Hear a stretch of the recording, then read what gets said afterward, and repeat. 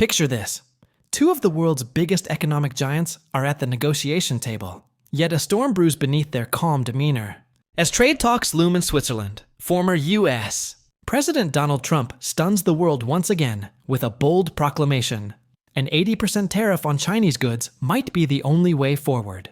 This isn't just a number, it's a signal, a declaration of how far the United States is willing to go in this modern economic war.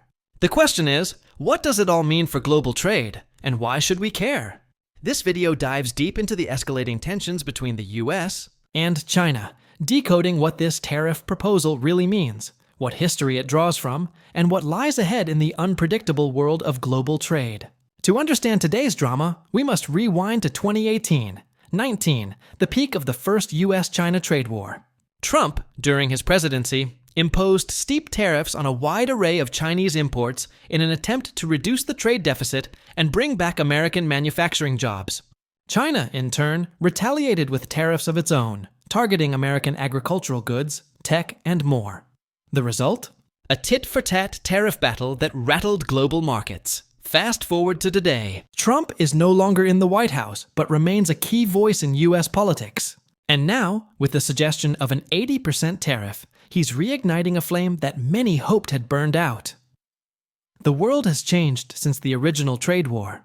The pandemic disrupted global supply chains, inflation soared worldwide, and nations are reassessing their economic dependencies. China, once the world's unstoppable factory, is facing new challenges: slowing growth, youth unemployment, and increasing scrutiny from Western powers. Meanwhile, the US is attempting to reshore manufacturing and become less dependent on Chinese imports.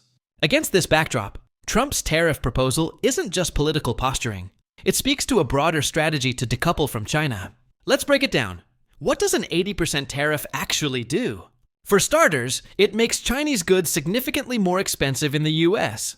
This might sound good for American manufacturers, who could become more competitive. But for US consumers, it means higher prices on everyday goods, from electronics to clothing. And businesses? Many US companies rely on Chinese factories for parts or finished products. An 80% tariff could squeeze their margins, force price hikes, or even shut down operations. For instance, Wild Rye, an Idaho-based women's clothing brand, faces a crushing $1.2 million tariff bill on a $700,000 shipment. That's not just a business hit, that's potential bankruptcy. China is not sitting idle. Vice Foreign Minister Hua Chunying has publicly stated that China is confident in managing its trade relationship with the US. But what does that mean in practice? China has a toolbox of options: retaliatory tariffs, pushing back diplomatically, or further expanding trade partnerships with other countries like those in the Belt and Road Initiative. With exports to the US already down 20%, China might be eyeing other markets to cushion the blow. The talks in Switzerland are more than symbolic. They mark the first serious dialogue between the US and China since Trump suggested fresh tariffs. Led by US Treasury Secretary Scott Bessent and China's Vice Premier He Lifeng, the initial meetings are likely to be cautious, filled with diplomatic chess. Experts like Stephen Olson, a former US trade negotiator, warn not to expect a miracle. These talks are just the start. Any real deal will require the direct involvement of both presidents, a high-stakes summit that could make or break future relations.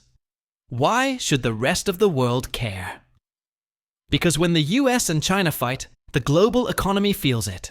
Already, countries like the UK are racing to strike their own deals with the US. In trying to lock in tariff exemptions before the storm hits, the UK just secured reduced duties on British cars and steel in exchange for US beef access. Other nations are watching closely. The fear is that escalating US China tensions will fragment global trade into blocks, making it harder for smaller countries to navigate the complex web of alliances and tariffs. Will Trump's tariff threat become reality? Will China hit back harder? Or will calmer voices prevail? The answers aren't clear yet. But what is clear is this: the world is entering a new era of trade politics, one where tariffs, not treaties, may define diplomacy. As negotiations unfold, businesses, consumers, and policymakers across the globe are bracing for impact. One wrong move could spiral into another full-scale trade war. One right move could usher in a new era of cooperation.